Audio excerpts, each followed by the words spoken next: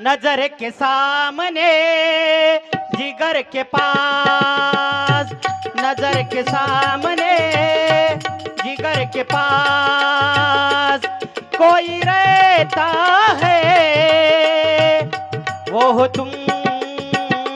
नजर के सामने जिगर के पास।